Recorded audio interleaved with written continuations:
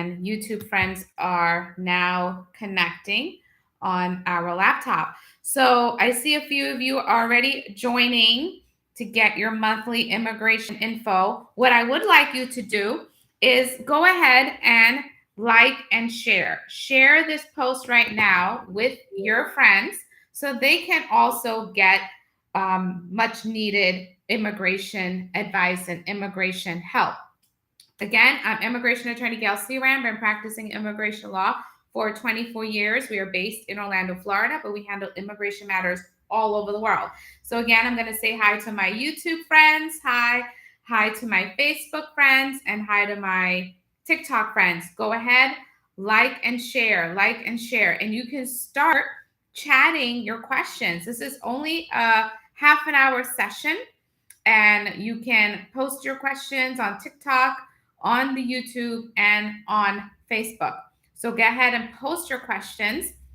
In the meantime, I'm going to share with you our website in case you are listening and you want to find out a little bit more about our office. Go to GailLaw.com. That's GailLaw.com. That's our website. Our homepage has a lot of helpful information. If you wanted to set a consultation with our office, there is a button where you could book online. We offer a free consultation all around the world. We have a WhatsApp number. So our website is GailLaw.com, GailLaw.com. We also have our WhatsApp number. And again, we speak to people all over the world. Our WhatsApp is 407-353-1363. Our local office number is 407-292-7730.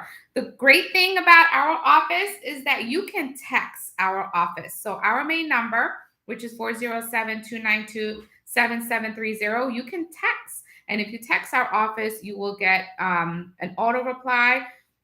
Now, we do offer a free consultation all over the world. The only exceptions to the free consultation are if you have a prior filing, if you have a prior arrest or prior immigration case. In those particular situations, then we do charge $100 for the consultation. But we have an app that we use for you to make appointments. So you could make the payment, upload some documents, and set your consultation with our office based on your schedule. Again, this is our monthly session. It's mark it in your calendar. It's the first Wednesday of every month at 1 p.m. Eastern Standard Time. I do see some questions coming in. I do thank our friends for logging in. I see some friends here on YouTube. Please go ahead and chat on the YouTube, chat on the Facebook, and chat on TikTok, whatever your questions are, and we will try our best to answer your questions. You have a friend who's secretly in the country after deportation. I was going to talk about this topic because I've got a few consultations this week on that. So let's talk about that. If you have been deported from this country, and deportation can be in one of two ways. You can either have been deported, meaning you were in immigration proceedings, you lost your case, and you were removed from the country with an immigration officer, or you took voluntary departure where you said, I was going to leave at a certain date and time, and you left the country.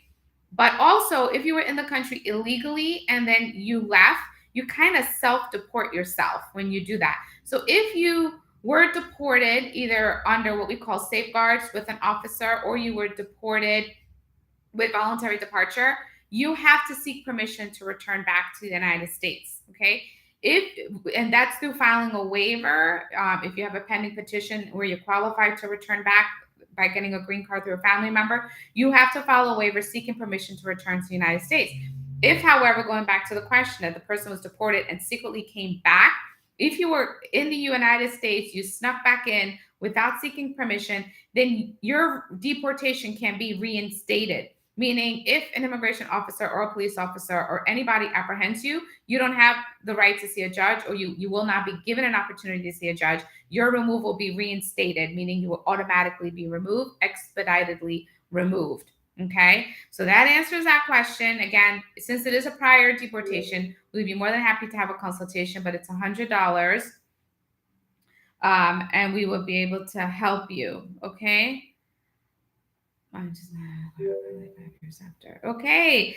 Hello to our friend there on Facebook, our friend Claire.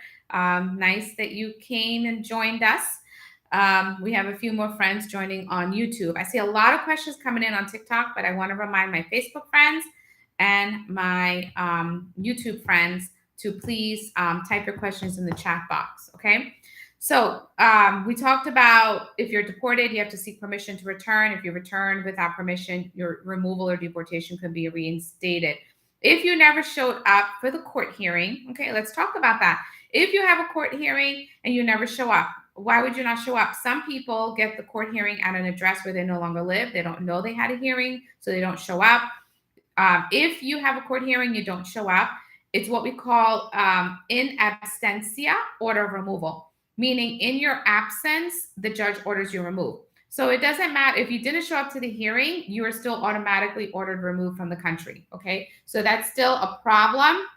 If you didn't show up, you still have an order of removal. So when he left, he's self-deported, and now he has to seek permission to return. Hi to our Trini friends saying hi. Yes, I am Gail. I see a question from someone. Are you Gail? Yes, I am Immigration Attorney Gail Seeram, based here in Orlando for 19 years, practicing immigration law, practicing law for 24 years. We'd be more than happy to set a free consultation to discuss your immigration matter. You can send us a text to 407-292-7730, or you can send us a WhatsApp text 407-353-1363. Also go to our website. It's the easiest place to set an appointment with us.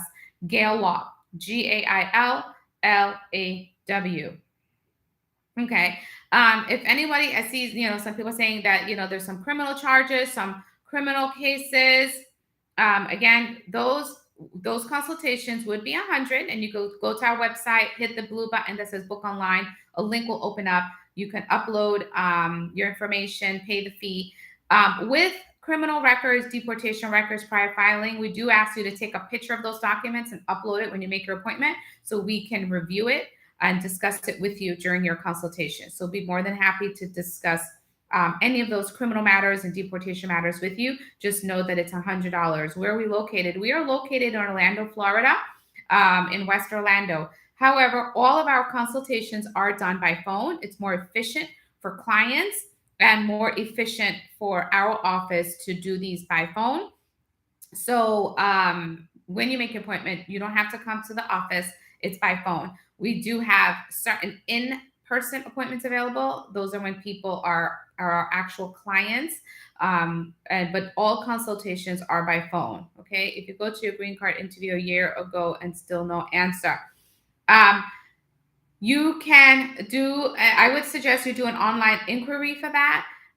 They do make decisions within 90 to 120 days. If it's been over a year, you need to check and see maybe if you moved, you changed your address, and you didn't update your address with immigration, maybe you didn't get the decision, or your case could be under what we call administrative review, where an officer is investigating your case, doing some background. They may show up to your house. So you want to go, if you go to our website, GailLaw.com, GailLaw.com.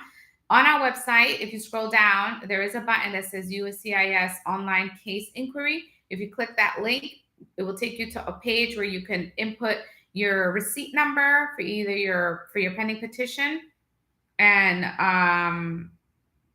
you can do a direct inquiry with immigration. Okay. Unfortunately, we were not the attorney on record. We cannot do the inquiry for you, so you would have to do the inquiry on your own. But you can also try calling the 800 number if you're not too tech savvy. On all your receipt notices, there's an 800 number, and with the 800 number, you could just wait to speak to somebody, give them your receipt number, and then they can give you a status on your case. Okay. Is there any way to deport a priest? If the charges are there, if they have grounds that they want to seek to deport you, you do have an opportunity to see a judge. Okay. But it really doesn't matter what your profession is. If you've committed certain crimes or they find certain grounds to deport you, even if you're a priest, you could be deported. Okay. Can a father file for his 26-year-old daughter if he has a green card? Yes. A father, if the father is, is a green card holder, a father can file for an unmarried child. So green card holder father can file for an unmarried child over 21, which would be you because your child's 26, or you could file for a child under 21. So green card holder can only file for an unmarried child. Anyone who's a green card holder can only file for an unmarried child. If you have a married child, you have to become a citizen to file for that married child. So a green card holder parent can file for an unmarried child over 21 and a child under 21. A green card holder can also file for a spouse. Okay. Just note though, the green card holder father who just asked me that question, if you're going to file for your unmarried child over 21, right now there's an 8-year backlog. Right now they're working on September 2015 and we are in 2023. So it's an 8-year backlog right now for a green card holder filing for a unmarried child over 21. Okay. What to do if an RFE does not have a deadline? An RFE is a request for evidence. All requests for evidence should have a deadline. Either they'll have the date in the body of the letter, or it would say you have 87 days to respond from the date of the letter. So look out for that 87-day language because it may not have a due date listed, but it does says 87 days. If you want our office to review that request for evidence and help you with that, we can. Again, go to our website, GailLaw.com, or send us a text, 407-292-7730. We will send you the link where you can make the payment of $100. So we could, and you'll upload a picture of the request for evidence, and we could review that and tell you the best way to respond to that. Okay. It's a VAWA request for evidence. We have been seeing some VAWA, Violence Against Women Act requests for evidence. A lot of these cases, they're asking for more evidence to show proof of abuse. Your husband is filing for you. And does he need to do a separate paperwork for the daughter? Yes, he does. A spouse filing for you does not automatically include your children under your petition. Separate petitions have to be filed for spouses, for children, for stepchildren. Okay. The only petitions where people are automatically include are sibling petitions. If a U.S. citizen is filing for a sibling outside the United States, then the siblings, spouse and children are included under that petition. But when you're talking about a spouse and children and stepchildren, separate petitions have to be filed. Okay. Can an undocumented widow file for herself? Her husband never adjusted her status. She was married more than 20 years. Absolutely, Jacqueline, that can be done. And I'm sending you, actually, you could go to our website, GailLaw.com, GailLaw.com, or text our office, Jacqueline, 407-292-7730. A widow of a U.S. citizen, even though the U.S. citizen never filed for you, you could file on your own to get your green card, but you have to file within 2 years of the death of the U.S. citizen spouse. So if your U.S. citizen spouse died less than 2 years ago, we can help you self-file to get your green card as a widow, and it doesn't matter that he didn't file for you before. Okay, Jacqueline? So please text our office or call our office or go online and book your appointment online. Okay. I applied I-130. Again, we're halfway through. We're doing this immigration info first Wednesday of the month for 30 minutes. We're already 15 minutes in. Go ahead and share this link. Share. Hit share, hit like. Let's get as many people on this group session where we are giving free immigration info. Help out one of your friends and hit share so we can get more people to join us and join the session. Okay. I didn't get a response. I applied for my wife 9 months ago. If you applied for your wife, you would have gotten a receipt notice. If you didn't get a receipt notice, then that's a problem. That means the petition was not accepted. Okay. But if you filed for her, you got a receipt notice, and your wife is outside the United States, and this is forever Ethiopia. Right now, some of these cases are taking about 12 months before they get to the visa center. So if you got a receipt notice, that means the case is there, it's pending, but you're not going to hear anything until that I-130 gets approved and the file moves to the visa center, which if your spouse is outside the U.S., we're seeing this take a good 12 months. Okay. How long should I stay in Mexico before crossing back the border as an asylum? We do not handle asylum cases. And just note that, asylum cases have a like under 20% rate of approval. A lot of people are told, oh, file asylum, you get a work permit. But at the end of the day, when you end up in court with your asylum case, it's less than 20% rate of approval. So your case will be denied for asylum. So I don't normally recommend the asylum route. What form to fill out to bring my son? I'm looking for the right form. It depends. We don't tell you what forms to fill out. We are immigration attorneys. Immigration is a process. It's a legal process. It's a federal legal process. It is not. A lot of people now go on the immigration website and feel, oh, just fill out a form and I'll just show up and I'll get the green card. Absolutely not. Immigration, the forms are just to collect information. Immigration benefits are based on very complex federal laws, and that's why you should use an immigration attorney. What I tell a lot of my clients is the risk of a denial is deportation. Meaning, if you file something and it's denied and you happen to be here in the United States, denied petitions do get sent to immigration court for deportation proceedings. So you want to make sure you're doing it right, doing it once, and getting your approval. And the way you do that is by using an immigration attorney like our office, where we've been doing this for 24 years and exclusively practicing immigration law. Okay.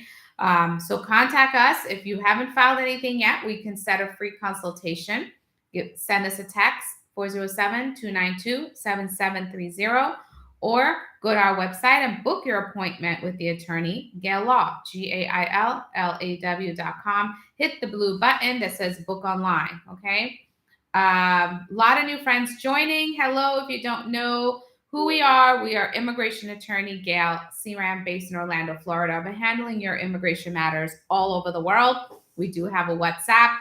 Give us a chat on WhatsApp, 407-353-1363. WhatsApp, 407-353-1363. Our office, both numbers can receive text messages. Our office, 407-292-7730. It is said that over 80% of our texting and gathering information is all done through our cell phone. So that's why we have made it very simple for our clients to use their cell phone to text us or WhatsApp us for our international clients. Okay.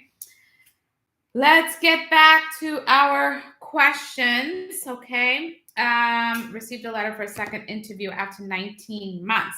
A second interview is never a good thing. Okay. If you have a second interview, it's because second interviews are very tough. I recommend you going to that interview with a lawyer. It is something that we can assist you with if your interview is here in Orlando.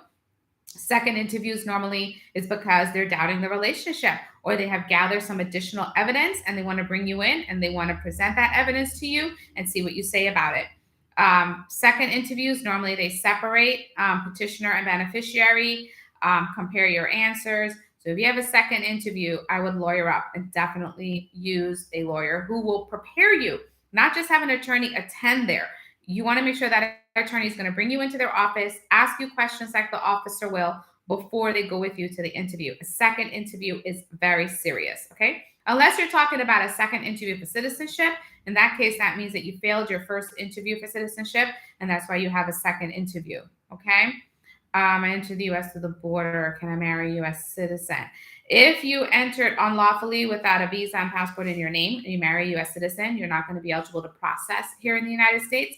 You will still have to return to your country to process, okay? And you might be eligible for something called a provisional waiver. You could give our office a call and we'll see how we can assist you. Filed for my mother 10 months ago, haven't heard anything. Again, we have similar cases where we have U.S. citizen filing for parents in the U.S. and one approval we got last week took 12 months. So again, you could always call the 800 number, or you can, on our website, scroll to the bottom of our website, and we have a USCIS link, status inquiry online. Click that link and you could do an online inquiry. But sometimes they won't let you submit the online inquiry because it is within normal processing time. How long is it for a sister to sponsor a brother? Right now, it is, and I can tell you what they're working on right now. I can go to the April Visa Bulletin. So, according to the April 2023 Visa Bulletin for brother and sister petitions, U.S. citizen filing for sibling, they're working on March of 2007. Okay.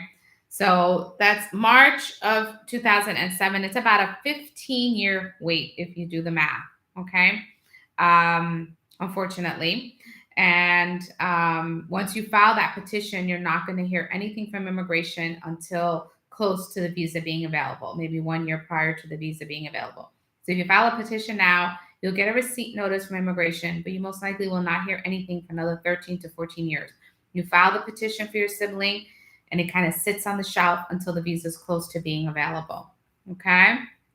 But you can file. That is the one category that a lot of Republicans are trying to get rid of. There have been many bills proposed to get rid of the sibling category. So if you're thinking about filing for a sibling, I would put that petition in, because that's the one category that they're looking to get rid of when they propose any immigration reform. That's their idea of immigration reform, limiting how many people can come to the United States. Okay, I can read and write. What can I do? Oh, I can't read and write. What can I do? Okay, if you're filing for citizenship, I'm assuming that question is regarding citizenship, and you cannot read and write in English, then there are some exceptions, okay? There's the 55-15 exception, which means if you're over age 55, been a permanent resident for 15 years, you are exempt from the English reading and writing test. There's a 50-20, if you're over 50, been a permanent resident for more than 20 years, again, also exempt from the English reading and writing test. However, you still have to take the history test, okay? And the history test is oral, it's not written. So you have to learn 100 history questions orally. The day of the test, they will pick 10 questions from the 100, ask you the 10, and you have to get 6 out of 10 correct. So it's okay if you can't read or write, but you have to fall under one of the exceptions, as I just explained, 55-15 or 50-20, okay? My employment card, they wrote my name wrong. Well, I wouldn't, right now, if you're going to try to change your name, that's going to be a long process. I would just wait till you have your interview for your green card, because what matters is that your name on the green card is correct. Because for you to make a correction on that employment card, you would have to file for a new employment card. That would be the easiest way. So doing a new petition for the employment card to correct the name. My I-45 interview was last year. No updates. Again, if you had an interview, haven't heard anything, call the 800 number, submit an online inquiry. You can get that link from our website. Can I travel out of the country with a pending I-751? Yes, you can. When you filed your I-751, you got a receipt notice. That receipt notice extended your status for 24 months. And recently, this year, everybody who has a 751 pending, they are sending receipt notices for 48 months, so 4 years.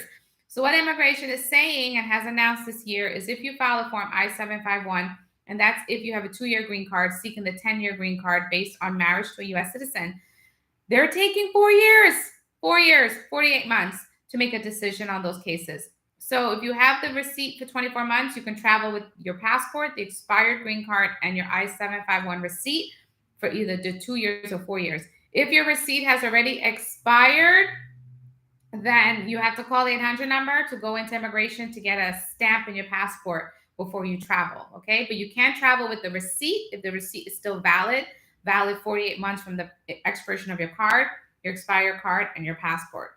Okay, can I file I-765 to extend my OPT? Any questions with OPT, we recommend or refer you to talk to your school. Your school is the one who helped you to get the OPT, and they would be best knowledgeable to tell you on getting an extension on your OPT. I had an individual court, how long to take a decision? It depends on your individual court case, and I would refer to your attorney who handled your case. That question needs to be asked to the attorney who handled your court case.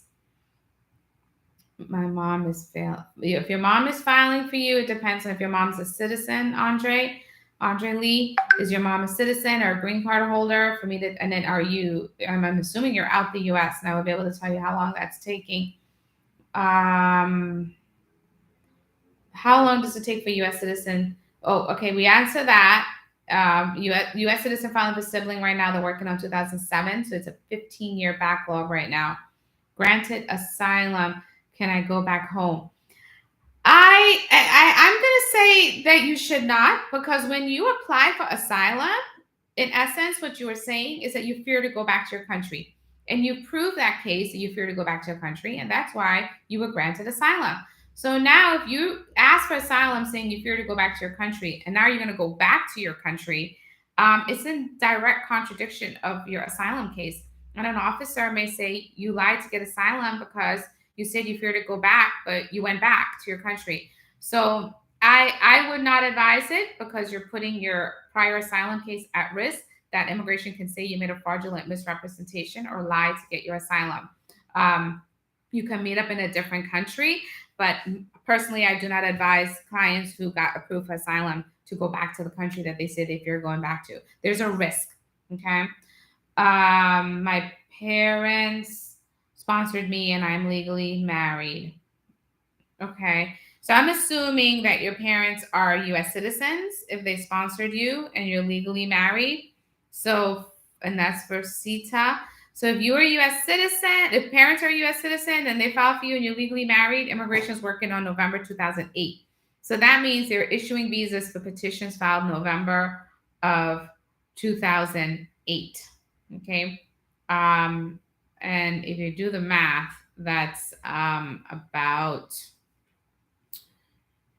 15 years or so. So you still have a long wait. It depends on when you filed, but whenever you filed, they're working on 2008. If they filed in 2010, you got 2 more years to wait.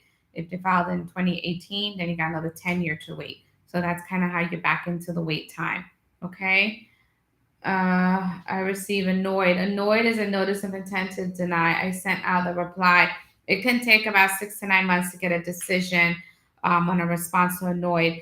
And with a notice of intent to deny, they can not consider your evidence and still deny, or they may set you for an interview, okay?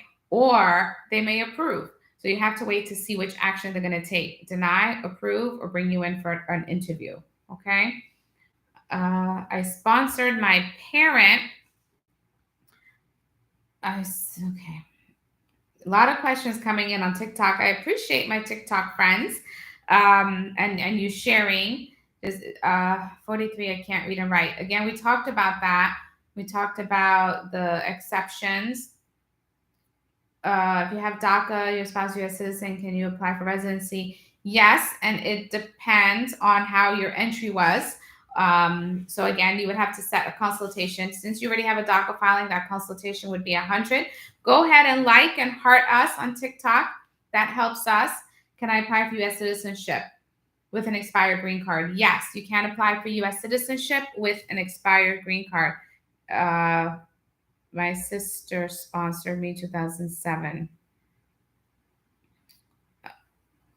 Okay. If your sister sponsored you in 2007, I'm assuming you're outside the U.S. Did biographical 2020.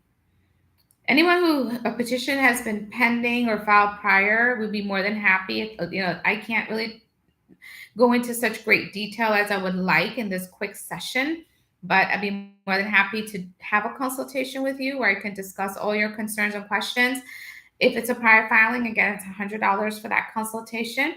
You could go to our website, GailLaw.com, GailLaw.com, or you can text us 407-292-7730 or WhatsApp us 407-353-1363. We'll send you the link to make the appointment, make the payment, upload a picture of your document so we can go into greater detail. If you sponsored your parents overseas, it's taken about 1 year, same time as if they came here and you filed for them here in the U.S. They gave my son an A number. But denied his case. Again, that's very case. You would set up a consultation with us so we can go through that. I sponsored my kids 2016. Did you sponsor your kids as are you a U.S. citizen or are you a permanent resident? Okay. And is a child over 21 or under 21? So because that makes a difference in the category for user 1716. Again, we don't do consultations to give you processing times, but if you want to 2016, so we would need to know a lot more information. Is the petitioner a U.S. citizen or green card holder, and what is the age of the child? And I could give you a quick time frame. Had an interview. If you have an interview and March 2023 is 1 year, yes, you can try to file the mandamus, but sometimes when you file a mandamus, it kind of gets immigration mad because you're demanding that they make a decision. They do sometimes make the decision, but you may get the officer mad. So you have to balance that. Okay. 43-year-old, can't read and write. Applied for spouse when I had a green card, now a citizen. Okay, so if you apply for spouse when you're a green card holder, now you're a citizen, you have to notify immigration that you're now a citizen. And then, so again, or right, we can help you out with that. Set up a consultation, it's $100. And if you want, we could take over the case at that point to make sure that it is updated. Because let's talk about that. Spouse of a green card holder was always current for a couple of years. And when the April 2023 bulletin came out, spouse of a permanent resident is no longer current. Spouse of a permanent resident has now backlogged, and they're working on September of 2020. So it's a good thing that you're now a citizen, so you don't have to wait those 2.5 years for visa availability. So we could assist you with upgrading that, and so you move up in priority, because spouse of a U.S. citizen is an immediate relative, no absolute priority, no wait time. Okay. But just processing time, no wait time, no backlog time, but processing time. But it would still be faster than spouse of a permanent resident. Do we submit I-601? Yes, and I-601 is a waiver, seeking waiver of a ground of inadmissibility, a ground that they're trying to deny giving you a green card. Yes, we do submit I-601 waivers. For the I-601 waivers, you have to show extreme hardship. We'd be more than happy to set. A lot of these questions require a $100 consultation. So again, go to our website, click the blue button that says book online, or call us, send a text message. Again, text 407-292-7730 if you're in the US. If you're outside the US, send us on WhatsApp. Our WhatsApp is 407-353-1363. Again, the WhatsApp 407-353-1363. And if it's a prior filing, it's $100 for the consultation. I'd be more than happy to help you. I cannot travel to South Carolina. I'm sorry. We're only doing in-person interviews in Orlando. However, we do offer preparation. We can prep you for your interview. We do that through a video meeting, like as we are right now. And we do offer prep for your interviews. We will prep you for your interview and tell you, we do a mock interview with you, tell you what to say, what not to say to an officer. And we also give you a list of sample questions and a list of documents to gather and take to your interview. Okay. I applied for my wife, F2A. As I just told you, if you apply for your wife in 2018, they're working on 2020. So technically your visa is available because you filed before 2020. So you should be at, no, you shouldn't be affected with the visa retrogression. That's only going to affect anyone who filed after September of 2020. So you should contact the embassy. Your case should be at the visa center. Be more than happy to do a consultation to discuss what your delay is. Because if you filed 2018, your wife should have already been approved. No, I'm not Trini. I was born in Guyana. I'm a Guyanese American. Left Guyana when I was 5, but more than happy to help you with your immigration. No, the $100 will not go towards your case if you retain us. The 100 is for our time in reviewing and offering you best case options, and then we will give you our fees. And our fees are very reasonable, very affordable.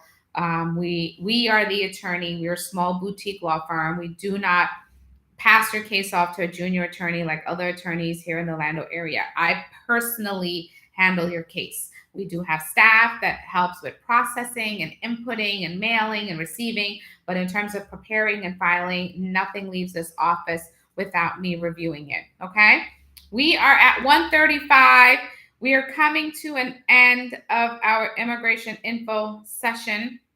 We are so happy that all of our friends have joined in. We had a very good session. I know the questions are still coming in. But again, let me share our contact information with you. Thank you all for joining. And again, we're doing these lives every first Wednesday of the month. So calendar in the next session, which is the first Wednesday of the month, which would be May 3rd. So calendar in right now, grab your phone, add that calendar reminder, May 3rd, 1 p.m. Eastern Standard Time. Join us May 3rd at 1 p.m. as we have another live session and answer your immigration questions. Cannot wait till May 3rd. Get a pen, open up a note, open up the call on your phone, punch our number in if you're in the US, 407-292-7730. If you're on WhatsApp, create a contact. Our WhatsApp, 407-353-1363. Send us a text message. We'll be happy to share the link so you can make your appointment with our office and we can best help you with your immigration options. If you want to go on our website, GailLaw.com, GailLaw.com. Friend us on TikTok, My U.S. Immigration Lawyer. Friend us on Facebook, Gail Seeram, Gail Law, My U.S. Immigration Lawyer. We have a Facebook group, My U.S. Immigration Lawyer, Facebook page, My U.S. Immigration Lawyer.